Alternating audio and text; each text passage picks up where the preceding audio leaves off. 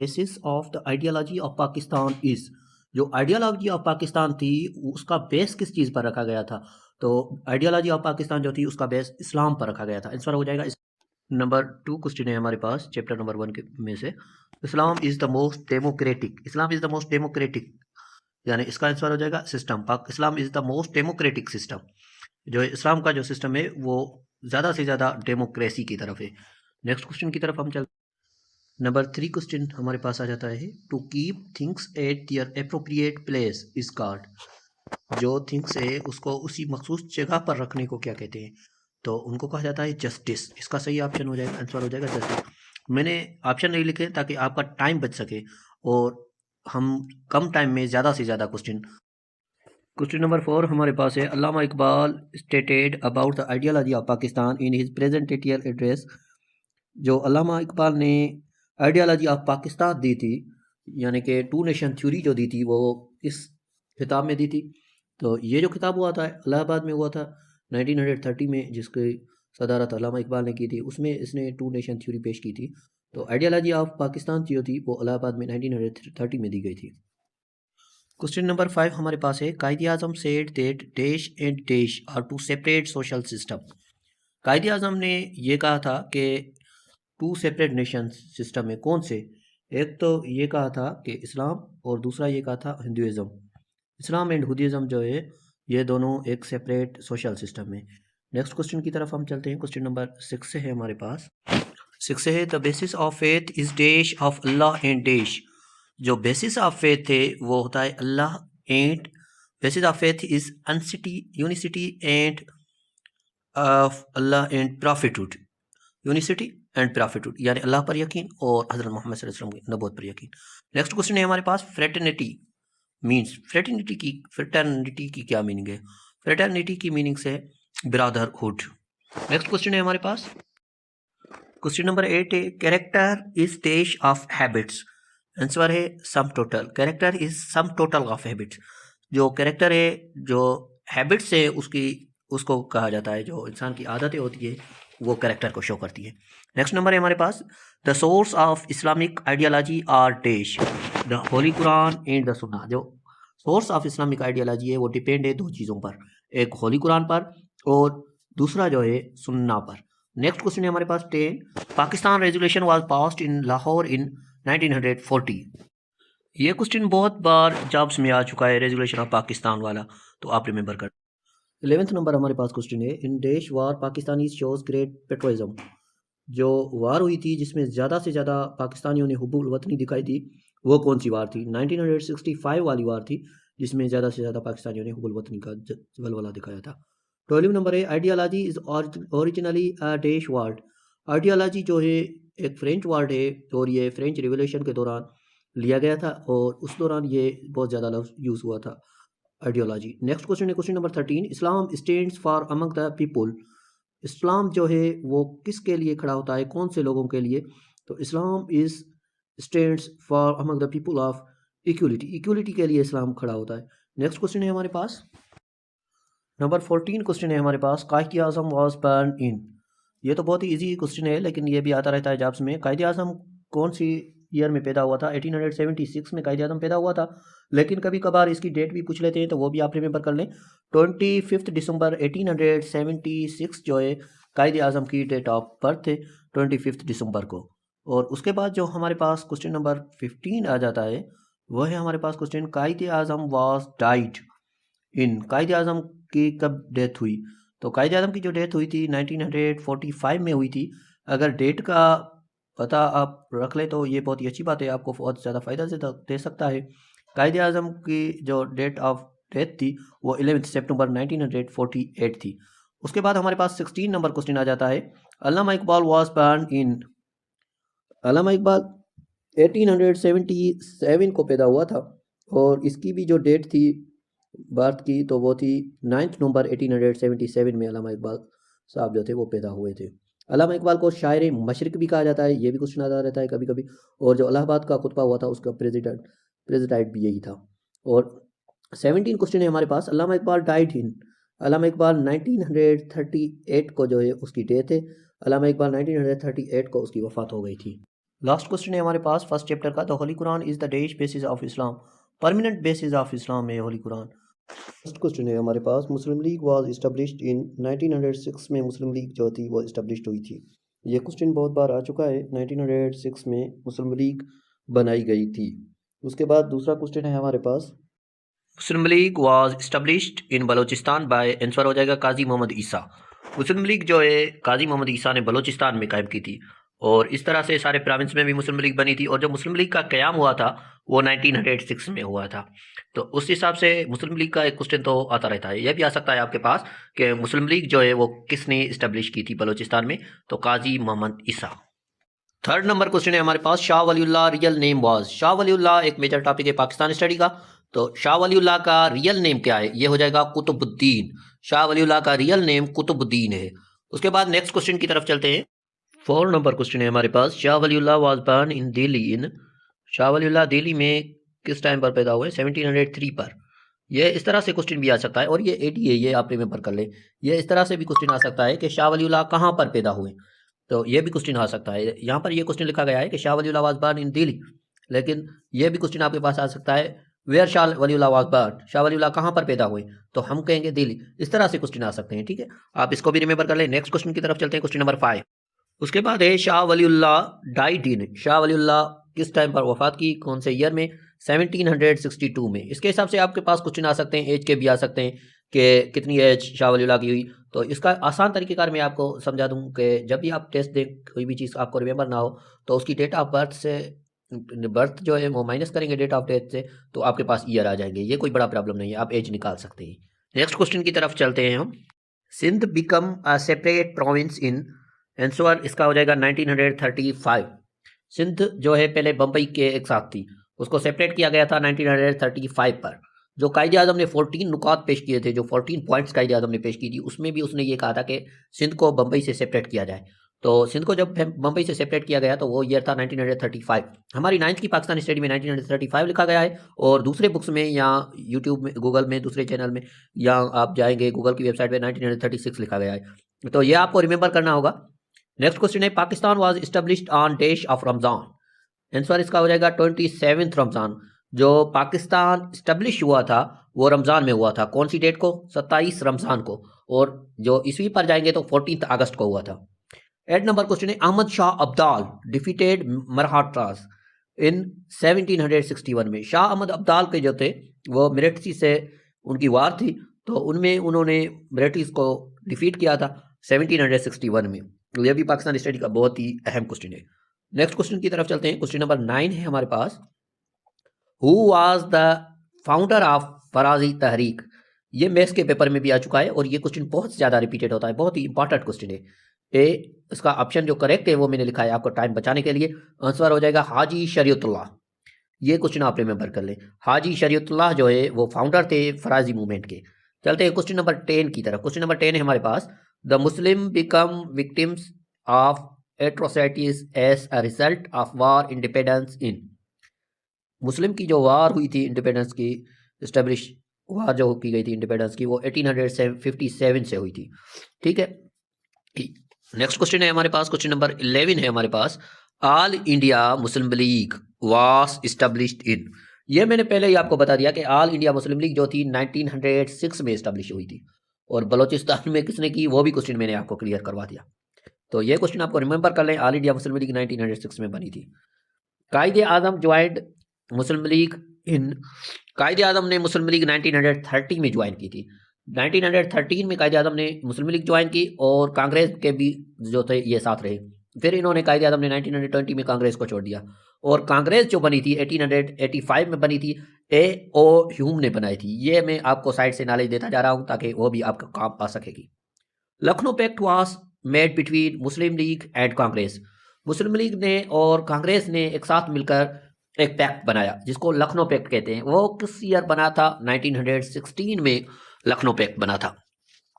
उसके बाद जो है मुस्लिम लीग और कांग्रेस ने ये एक साथ काम किया। उसके बाद नेक्स्ट क्वेश्चन है हमारे पास, कायदे आज़म प्रेजेंटेड 14 पॉइंट्स इन। मैंने ये भी क्वेश्चन आपको पहले ही बता दिया कि 1929 में कायदे आज़म ने जो था 14 पॉइंट्स पेश किए थे। 14 नुकात जो थे वो कायदे आज़म ने पेश किए, जिसमें यह भी एक नुकता था कि सिंध को बम्बई से सेपरेट किया जाए, और बहुत सारे नुकात थे लेकिन उन पर अमल नहीं हुआ। पहले नेहरू ने रिपोर्ट पेश की, फिर कायदे आज़म ने अपने नुकात दिए नेहरू के रिपोर्ट के अगेंस्ट। नेहरू रिपोर्ट जो थी 1928 में हुई। कायदे आज़म टुक कंट्रोल ओवर मुस्लिम लीग इन, कायदे आज़म ने 1934 पे जो था मुस्लिम लीग पर कंट्रोल किया, यानी कि जो मुस्लिम लीग बनी हुई थी उसकी प्रेजेंटेट जो थी जो थे वो कायदे आज़म बन गए 1934 में। और इस्लामिक रिपब्लिक ऑफ पाकिस्तान इस्लामी जमहूरिया पाकिस्तान में जो कॉन्स्टिट्यूशन बने थे, जो आइन बने थे, उनके बाबत हम कंप्लीट डिटेल पढ़ेंगे कि पहले कौन सा आइन बना फिर कौन सा बना। इस हिसाब से नंबर 1 है primitive main lived in small dash units. Primitive main जो है वो रहते थे एक स्मॉल फैमिली यूनिट की तरह, प्रीमेटिव मेन जो है वो स्मॉल फैमिली यूनिट्स की तरह रहते थे। नंबर दूसरा क्वेश्चन है हमारे पास, आफ्टर इट्स इस्टेब्लिशमेंट यानी पाकिस्तान के बनने के बाद, ठीक है, इस जो यूज़ किया गया है पाकिस्तान के लिए किया गया है। पाकिस्तान नीडेड देश, पाकिस्तान के बनने के बाद पाकिस्तान को किस चीज़ की ज़रूरत थी? तो आंसर है कॉन्स्टिट्यूशन की ज़रूरत थी। नंबर 3 है in the preamble of 1956 constitution it was stated that rest with Allah almighty. जो 1956 का आइन बना था उसमें यह कहा गया था कि ये जो सॉवरेनिटी है वो अलमाइटी गॉड की है, अल्लाह अज़्ज़ व जल की है। और 4th नंबर है how many heads of Islamic states participated in the Islamic summit conference. जो हेड्स थे यानी कंट्रीज थे इस्लामिक समिट कॉन्फ्रेंस में, कितनों ने पार्टिसिपेट किया था? ये बहुत ही अहम क्वेश्चन है। तो इसका आंसर हो जाएगा 40 जो हेड्स ऑफ इस्लामिक स्टेट्स थे वो कॉन्फ्रेंस में, इस्लामिक समिट कॉन्फ्रेंस में पार्टिसिपेट किया था। Pakistan recognised Bangladesh during the देश समिट कॉन्फ्रेंस हुई थी, तो पाकिस्तान ने बांग्लादेश को किस कॉन्फ्रेंस में रिकॉग्नाइज किया था, तस्लीम किया था? सेकंड समिट कॉन्फ्रेंस जो कि लाहौर में भी हुई थी, ये भी आता रहता है, और कब हुई थी? 1974 में हुई थी। उसके बाद 6 नंबर है the foundation of the constitution of 1973 was laid on the, जो फाउंडेशन हुई थी कॉन्स्टिट्यूशन 1973 की वो किस बेस पर की गई थी? तो 1973 का कॉन्स्टिट्यूशन जो है वो ऑब्जेक्टिव रेजोल्यूशन के कॉन्स्टिट्यूशन पर किया गया था। तो इसका करेक्ट आंसर जो हो जाएगा वो हो जाएगा ऑब्जेक्टिव रेजोल्यूशन, जो कि लियाकत अली खान ने 1949 में पेश किया था, उस पर यह किया गया था। 7 नंबर है हमारे पास the first constituent assembly of Pakistan was dissolved by. पहली जो कॉन्स्टिट्यूएंट असेंबली थी जो कॉन्स्टिट्यूशन के बुनियाद पर रखी गई थी वो किसने डिसॉल्व की थी? किसने पहली कानूनी असेंबली को डिसॉल्व किया था, खत्म किया था? General Ghulam Mohammad correct answer हो जाएगा इसका।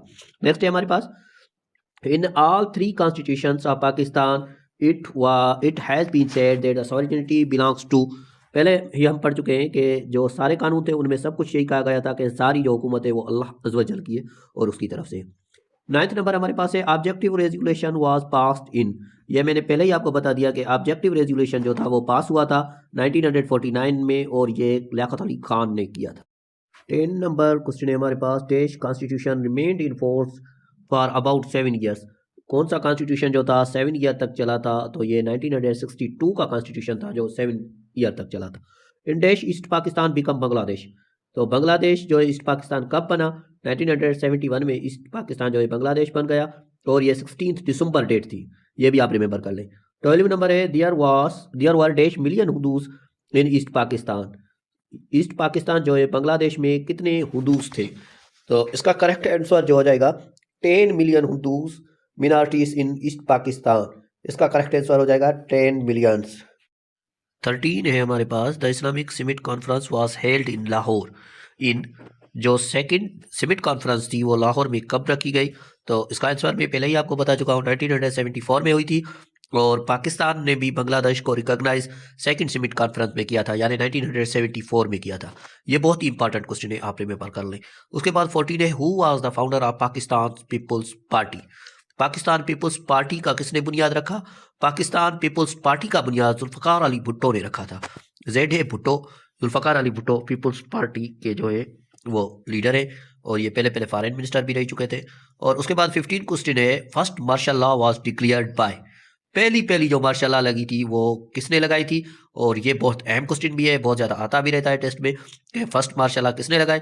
तो ये हो जाएगा जनरल मोहम्मद अयूब खान ने पहली मार्शल लॉ लगाई थी पाकिस्तान में। क्वेश्चन नंबर 16 है हमारे पास first martial law was declared by. पहली मार्शल लॉ जो थी लगाई तो मोहम्मद अयूब खान ने दी, लेकिन किस ईयर में लगी थी? 1958 में पहली मार्शल लॉ लगी थी, जो कि एक बहुत बड़ी मार्शल लॉ थी। उसके बाद यहिया खान ने जो है मुल्क को संभाला था, अयूब खान ने ये बड़ी मार्शल लॉ लगाई थी। उसके बाद भी मार्शल लॉ लगती रही हमारे कंट्रीज़ में। और उसके बाद 17 नंबर क्वेश्चन है हमारे पास, which form government was established in 1962 constitution. 1962 constitution में पाकिस्तान ने कौन सा जो है फॉर्म गवर्नमेंट इस्टेब्लिश किया था? प्रेसिडेंटियल फॉर्म जो है वो पाकिस्तान गवर्नमेंट ने इस्टेब्लिश किया था। 18 नंबर हमारे पास है, who was the founder of Awami league. Awami league बनी थी और उसका फाउंडर कौन था? शेख मुजीबुर रहमान था, जिसकी वजह से बांग्लादेश सेपरेट भी हुआ था। इलेक्शन हुई थी जिसमें जो ईस्ट पाकिस्तान में शेख मुजीबुर रहमान ने सारी सीट सिलेक्ट जीती थी, और यहाँ पर पाकिस्तान में जो है जुल्फ़िकार अली भुट्टो ने, और इस तरह से कुछ एक इख्तलाफ हुआ था जिसकी वजह से ईस्ट बांग्लादेश सेपरेट हुआ। और उसकी एक वजह मेन ये भी थी कि ये लैंग्वेज का भी, नेशनल लैंग्वेज का भी कोई इशू था। 19 नंबर हमारे पास है, 1 unit was made in. 1 unit जो है 1955 में बना था। ये 30 सितंबर 1955 में जो है 1 यूनिट बना था। डेट भी मैंने आपको बता दी, ये भी रिमेंबर कर लें, आपको ये फ़ायदेमंद साबित हो सकती है। हमारे पास land and climate of Pakistan chapter number 4 है, जिसका नेम है land and climate of Pakistan. इसमें हम बहुत सारी चीज़ें पढ़ेंगे, पाकिस्तान के पड़ोसी मुल्क, उनकी बॉर्डर लाइन, बहुत ही अहम चैप्टर है। पहला क्वेश्चन है जो, वो भी बहुत ही अहम है हमारे पास, the long border between Pakistan and Afghanistan is called. इसमें दो क्वेश्चन क्लियर हो रहे हैं। एक तो ये लॉन्ग बॉर्डर किसके बीच में? पाकिस्तान और अफगानिस्तान के बीच में। और दूसरा ये कि उस लाइन को क्या कहते हैं? उस लाइन को कहते हैं ड्यूराइड लाइन। यानी दो चीज़ें आपकी क्लियर हो गई, एक लॉन्ग बॉर्डर पाकिस्तान और अफगानिस्तान का है, और दूसरा उसकी लाइन का नाम क्या है? Durand line. और दूसरा नंबर क्वेश्चन है हमारे पास, Pakistan is divided into dash climatic region. ये बहुत ही इंपॉर्टेंट क्वेश्चन है और पिछली बार जीएसटी में आ चुका है। पाकिस्तान को कितनी क्लाइमेटिक रीजन में डिवाइड किया गया है? तो इसका करेक्ट जो आंसर है वो है चार क्लाइमेट रीजन में पाकिस्तान को डिवाइड किया गया है। चलते हैं क्वेश्चन नंबर 3 की तरफ। क्वेश्चन नंबर 3 हमारे पास है, the coastal area of Pakistan are. Pakistan की जो कोस्टल एरियाज है, ये क्वेश्चन भी आता है कभी कभी, कोस्टल एरिया कितनी है? तो 4600 है, और किसी बुक्स में ज़्यादा भी लिखी गई है, लेकिन यहाँ पर पूछ रहा है कि कोस्टल एरिया कौन सी है पाकिस्तान की। तो इसका करेक्ट ऑप्शन हो जाएगा Makran and Sindh. Question number 4 है हमारे पास, the climate of upper Indus plains of Pakistan is. जो क्लाइमेट है अपर इंडस प्लेन की पाकिस्तान में, वो कौन सी है? Hot and dry. 5 नंबर क्वेश्चन है हमारे पास, the water evaporation is about dash in the atmosphere. जो एटमॉस्फेयर है उसमें वाटर एवापोरेशन कितनी होती है? ये भी निहायत ही अहम टॉपिक है। ये क्वेश्चन साइंस में भी आ सकता है और आया हुआ है पास्ट वाले पेपर में। तो वाटर एवापोरेशन जो है एटमॉस्फेयर में वो 4% है। उसके बाद हमारे पास है क्वेश्चन नंबर 6 क्वेश्चन की तरफ चलते हैं। 6 है, water maintenance of dash human body. जो वाटर मेंटेन है ह्यूमन बॉडी में वो कितना % है? जो वाटर मेंटेन्स करता है ह्यूमन बॉडी को वो 70% है। 70% water maintain in human body. उसके बाद हमारे पास 7 क्वेश्चन है जो है, the people of northern region in Pakistan perform dash activities during winter. तो पाकिस्तान के लोग जो है वो विंटर में कौन सा काम करते हैं? तो हाउस होल्ड कॉटेज करते हैं। ठीक है, तो विंटर में ये काम करते हैं। 8 नंबर है हमारे पास, क्वेश्चन 8 आ जाएगा उसके बाद, in the south east of Pakistan our neighbouring countries. South west के तरफ पाकिस्तान का नेबरिंग कंट्री कौन सा है? नेबरिंग कंट्री का एक क्वेश्चन आता रहता है, तो ये आप रिमेंबर कर लें, ये आपके लिए बहुत फ़ायदेमंद होगा। ऑलमोस्ट हर टेस्ट में नेबरिंग कंट्रीज का आता रहता है, तो ये हो जाएगा ईरान। उसके बाद 9th नंबर है, Balochistan has an area of square kilometre. Balochistan की एरिया जो है वो कितनी है? तो ये हो जाएगी 347190, 3,47,190 स्क्वायर किलोमीटर जो है बलूचिस्तान की एरिया है। उसके बाद नेक्स्ट क्वेश्चन है हमारे पास, 10 नंबर है हमारे पास, Hub and Lyari rivers flow in dash range of mountain. हाबो वाली और लियारी रिवर जो है वो किस रेंज माउंटेन से निकलती हैं? ये भी बहुत ज़्यादा अहम क्वेश्चन है। सिंध पब्लिक सर्विस कमीशन वाले इस टाइप के क्वेश्चन देते रहते हैं। तो इसका करेक्ट ऑप्शन जो हो जाएगा वो हो जाएगा खीरथर। खीरथर हो जाएगा करेक्ट इसका ऑप्शन। नेक्स्ट नंबर हमारे पास क्वेश्चन है क्वेश्चन नंबर 11। उसके बाद हमारे पास 11 क्वेश्चन है, the biggest salt mine is in Pakistan is in. Pakistan के कौन से प्रोविंस में बिगेस्ट साल्ट माइन है? तो ये करेक्ट ऑप्शन हो जाएगा पंजाब। और खेवड़ा जो है बड़ी साल्ट की माइन है। 12 नंबर क्वेश्चन है, total area of Pakistan is. ये क्वेश्चन पाकिस्तान स्टडी में है चैप्टर 4 में और बहुत ही अहम क्वेश्चन है। 796096 79,6096। और उसके बाद है total area of Balochistan is 347190। Balochistan की जो टोटल एरिया है स्क्वायर किलोमीटर में है ये हो जाएगी 3,47,190 स्क्वायर किलोमीटर। उसके बाद 14 नंबर क्वेश्चन है, total area of Punjab is. Punjab की टोटल एरिया कितनी है? 205345 स्क्वायर किलोमीटर जो है टोटल पंजाब की एरिया है। 2,05,345 स्क्वायर किलोमीटर। और उसके बाद हमारे पास जो नेक्स्ट क्वेश्चन है 15, total area of Sindh is 140,914 square kilometre total area है सिंध की।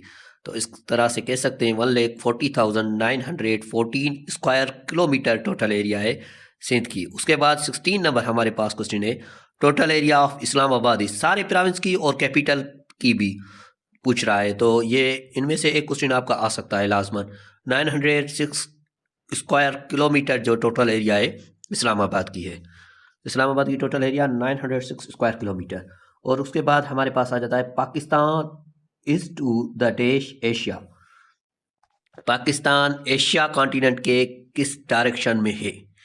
तो ये भी बहुत अहम क्वेश्चन है। एशिया कॉन्टिनेंट में तो पाकिस्तान है लेकिन किस तरफ पे? तो हम कह देंगे ये साउथ इसका करेक्ट ऑप्शन हो जाएगा। 18 है हमारे पास, Pakistan has attach kilometer long border with India. India के साथ जो पाकिस्तान की बॉर्डर लाइन है वो कितनी है? 1610 स्क्वायर किलोमीटर जो है वो पाकिस्तान की बॉर्डर लाइन है इंडिया के साथ। और 19 नंबर है, Pakistan has a dash long border line with China. China के साथ कितनी है पाकिस्तान की बॉर्डर लाइन? तो ये 585 पाकिस्तान की जो बॉर्डर लाइन है चाइना के साथ है। और जो ज़्यादा से ज़्यादा बॉर्डर लाइन है वो पहले क्वेश्चन में ही हम पढ़ चुके हैं कि अफ़गानिस्तान के साथ जो है पाकिस्तान की बड़ी में बड़ी बॉर्डर लाइन है। और उसके बाद हमारे पास जो नेक्स्ट क्वेश्चन आ जाता है 20, Pakistan has a dash long border line with Afghanistan. ये पहले भी हम पढ़ चुके हैं कि बड़ी से बड़ी लाइन को किस कंट्री के बीच में है पाकिस्तान की? तो अफ़गानिस्तान के बीच में। और ज़्यादा से ज़्यादा जो पाकिस्तान की बॉर्डर लाइन कनेक्ट है वो भी अफ़गानिस्तान के साथ है। तो वो कितनी हो जाती है? 2252 हो जाती है। यानी कि 2252 जो है पाकिस्तान की बॉर्डर लाइन है अफ़गानिस्तान के साथ। 21 क्वेश्चन है हमारे पास, Pakistan has a dash kilometer long border with Iran. Iran के साथ पाकिस्तान का जो बॉर्डर लाइन है वो कितना है? 800 जो है पाकिस्तान की बॉर्डर लाइन है ईरान के साथ। उसके बाद नेक्स्ट क्वेश्चन है हमारे पास, Pakistan has a dash kilometer long coastal area along Arabian Sea. Arabian Sea के साथ पाकिस्तान की कोस्टल एरिया कितनी है? ये 700 है। इस बुक में कम ज़्यादा भी लिखी गई है। Pakistan is located in dash the of India, east of India. Pakistan जो है ईस्ट ऑफ इंडिया में लोकेटेड है। और उसके बाद हमारे पास नेक्स्ट क्वेश्चन है 24, K2 is dash metre above the sea level. K2 जो है सी लेवल के ऊपर कितना है? 8611 स्क्वायर किलोमीटर जो है K2 अबो है सी लेवल। और फर्स्ट जो हाईएस्ट माउंटेन है वो माउंट एवरेस्ट है। और सेकंड नंबर पर जो हाईएस्ट है वो K2 है। उसके बाद है पाकिस्तान इज द देश nuclear power of the world. Pakistan जो है न्यूक्लियर पावर कंट्रीज वर्ल्ड में कौन से नंबर पर है? तो पाकिस्तान न्यूक्लियर कंट्रीज पावर में जो है 7th नंबर पर है। 7th नंबर पर पाकिस्तान न्यूक्लियर पावर कंट्री है। और उसके बाद है पाकिस्तान हॉटेस्ट एरिया। और पाकिस्तान की जो गर्म एरिया है वो कौन सी है? और वो जो गर्म एरिया है पाकिस्तान की जैकबाबाद एंड सिब्बी है। और जो ठंडी एरिया है वो स्कर्दू है। खैबर पास लिंक्स 27 क्वेश्चन है, खैबर पास लिंक्स पाकिस्तान टू, खैबर पास पाकिस्तान को किस कंट्री से कनेक्ट करता है? खैबर पास जो है पाकिस्तान को अफगानिस्तान कंट्री से कनेक्ट करता है। खैबर पास पाकिस्तान को अफगानिस्तान कंट्री से जो है जोड़ता है। और 28 क्वेश्चन है, चाइना इज इन द देश ऑफ पाकिस्तान। चाइना पाकिस्तान के कौन से तरफ में? तो पाकिस्तान के नॉर्थ में जो है चाइना सिचुएटेड है। चाइना जो है पाकिस्तान के नॉर्थ वाले इलाके में आ जाता है। ये था हमारे पास 28 नंबर क्वेश्चन। और last question chapter 4 climate change का है। फाटा is stands for.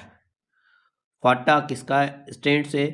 Federally administrated tribal areas का जो है फाटा स्टैंड है। और अब पाकिस्तान स्टडी के 5वें चैप्टर पर हम पहुंच चुके हैं। 5वां चैप्टर है रिसोर्सेज ऑफ पाकिस्तान। सारे चैप्टर पिछले भी आप यहाँ से पढ़ सकते हैं।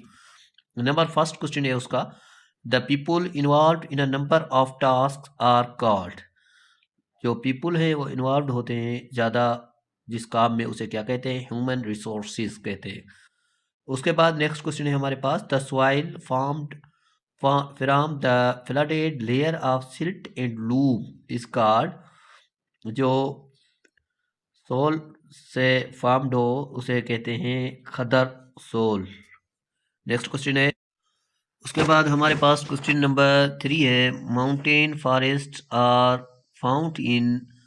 आंसर हो जाएगा इसका, माउंटेन फॉरेस्ट जो है वो नॉर्थर्न एरियाज में होते हैं। उसके बाद 4 नंबर क्वेश्चन है हमारे पास, the natural gas was first found in Pakistan at a place called.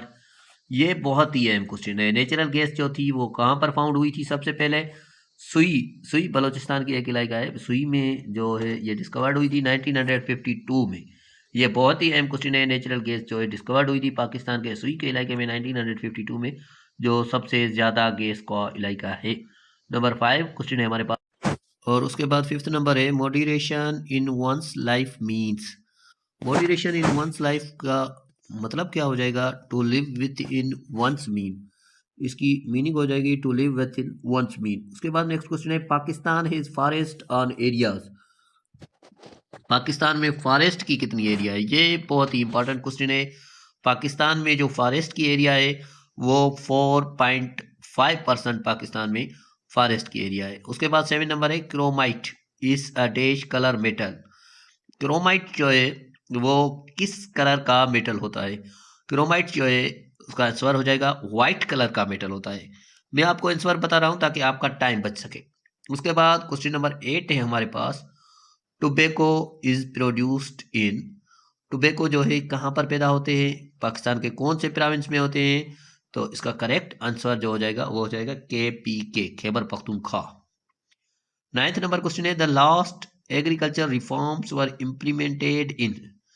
जो एग्रीकल्चर रिफॉर्म इम्प्लीमेंट हुआ था वो लास्ट कौन सा हुआ था? कब हुआ था? 1977 में लास्ट एग्रीकल्चर रिफॉर्म हुआ था। और उसके बाद 10 है, Pakistan area is under cultivation. Pakistan में कुल कितनी एरिया जो है वो कल्टीवेट होती है, यानी कि कितनी एरिया पर फसल जो है वो होते हैं, यानी आबादी होती है, कास्ट वगैरह होती है। तो ये बहुत ही अहम क्वेश्चन है। इसका करेक्ट आंसर हो जाएगा 63%। और उसके बाद नेक्स्ट क्वेश्चन है हमारे पास, इंडस बेसिन ट्रीटी। ये भी बहुत अहम है। Indus basin treaty was made in. Indus basin treaty कब बनाई गई? तो इसका करेक्ट ऑप्शन जो है 1960 में इंडस बेसिन ट्रीटी बनाई गई, जिसमें जो है एक एग्रीमेंट हुई थी। और उसके बाद क्वेश्चन नंबर 12 जो है, there are dash dams at present in Pakistan. ये क्वेश्चन इस तरह से भी आ सकता है, how many dams in Pakistan at present. तो इसका करेक्ट आंसर है 4 डैम्स जो है पाकिस्तान में इसी वक्त मौजूद है। उसके बाद क्वेश्चन नंबर 13 है, the rural proportion of population of Pakistan is. Pakistan में रूरल पॉपुलेशन कितनी है? यह भी अहम क्वेश्चन है। 66.6% जो है पाकिस्तान में रूरल पॉपुलेशन है। 68 भी कहा जाता है, कुछ बुक्स में 67 भी लिखा गया है। उसके बाद 14 नंबर क्वेश्चन है हमारे पास, there are dash types of resources. ये इस तरह से भी आ सकता है, how many types of resources and which they are. तो 2 टाइप्स ऑफ रिसोर्सेज हैं, एक है ह्यूमन और दूसरा है नेचुरल। और क्वेश्चन नंबर 14 हमारे पास जो है, the forest keep the temperature, तो ये मॉडरेट फॉरेस्ट जो है टेम्परेचर को कीप करते हैं, मेंटेन करते हैं, ये क्वेश्चन है। उसके बाद है 16 क्वेश्चन हमारे पास, Pakistan produces only of its need of oil, Pakistan कितनी परसेंट ऑयल की नीड जो है कंप्लीट करता है? पाकिस्तान सिर्फ और सिर्फ 15% आंसर हो जाएगा, 15% ऑयल की नीड प्रोड्यूस करता है। और उसके बाद है there are dash oil refineries in Pakistan, Pakistan में ऑयल रिफाइनरीज जो है वो सिर्फ और सिर्फ 4 पाकिस्तान में जो है ऑयल रिफाइनरीज अवेलेबल है जिसमें पाकिस्तान ऑयल रिफाइन करता है। उसके बाद 18 नंबर है, the largest reservoir of chromite are found in, largest reservoir of chromite जो है वो कहाँ पर है? तो इसका भी करेक्ट ऑप्शन है पाकिस्तान, पाकिस्तान में लार्जेस्ट रिजर्व ऑफ क्रोमाइट है। नेक्स्ट नंबर है 19, lime stone is commonly used in manufacture of, जो लाइम स्टोन है वो किस चीज़ों में काम होता है ज़्यादातर? तो ये सीमेंट में ज़्यादा काम में आता है। तो ये साइंस में क्वेश्चन आते रहते हैं, ये एवरीडे साइंस में, पाकिस्तान स्टडी में भी आ सकते हैं, एवरीडे साइंस में। Dash crop is cultivated in October and November, October and November में कौन सी क्रॉप्स होती है? तो जो अक्टूबर और नवंबर में क्रॉप्स हो उसे रबी कहते हैं, रबी, रबी। ठीक है, ये बहुत अहम क्वेश्चन है। 4-5 इस तरह के क्वेश्चन है जो आपके बहुत काम आ सकते हैं। Crop is harvested in April and May, April and May में जो हार्वेस्ट क्रॉप किए जाते हैं वो कौन से होते हैं? तो वो भी रबी के होते हैं, रबी के अक्टूबर नवंबर में जो है काश्त किए जाते हैं और अप्रैल मई में उनकी हार्वेस्ट होती है, जैसे गंदम है और इस तरह से क्रॉप से। Rabi is most important crop is in Pakistan, Pakistan में रबी का बहुत ज़्यादा अहम फसल कौन सी है? ये भी अहम क्वेश्चन है। इसी वक्त जो है उसकी सीजन चल रही है वेट, यानी गंदम, गंदम जो है ये बहुत ही अहम क्रॉप। 23 नंबर क्वेश्चन है हमारे पास, kharif crop is grown in dash and dash, kharif crop जो है कौन से मंथ में होती है? मई एंड जून में जो है खरीफ की क्रॉप्स होती है। और खरीफ की क्रॉप्स हार्वेस्ट किस मंथ में होती है? जी यही क्वेश्चन है, kharif crop is harvested in dash and dash, kharif की क्रॉप्स जो है हार्वेस्ट किस मंथ में की जाती है? अक्टूबर एंड नवंबर में खरीफ की क्रॉप्स हार्वेस्ट की जाती है, यानी कि ये जो है उसकी मंथ था पिछला। तो in kharif crop dash and dash are important, kharif की क्रॉप में जो ज़्यादा अहम क्रॉप्स है पाकिस्तान में वो कौन सी है? राइस एंड कॉटन, चावल और गंदम की जो काश्त है वो खरीफ की बहुत ही अहम जो है प्रोडक्ट है। उसके बाद 26 है, the most important cash crop is, ये क्वेश्चन बहुत ज़्यादा जॉब्स में आता है और बहुत ज़्यादा बच्चे कंफ्यूज भी होते हैं इसमें, कुछ राइस लिखते हैं, कुछ जो है शुगर केन लिखते हैं, लेकिन कॉटन जो है most important cash crop of Pakistan है। The most important food crop, food crop जो है मोस्ट इम्पॉर्टेंट पाकिस्तान में मोस्ट इम्पॉर्टेंट फूड क्रॉप्स कौन सी है? तो मोस्ट इम्पॉर्टेंट फूड क्रॉप जो है वो वीट है, गंदम की जो है वो मोस्ट इम्पॉर्टेंट फूड क्रॉप है।